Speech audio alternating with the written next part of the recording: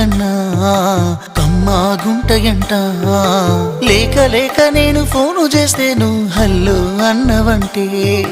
బెల్లం బువ్వ కన్నా తీయగుంటదంట ఎన్నడూ నాడు ఫోను చేసి బాగున్నావన్నవంటే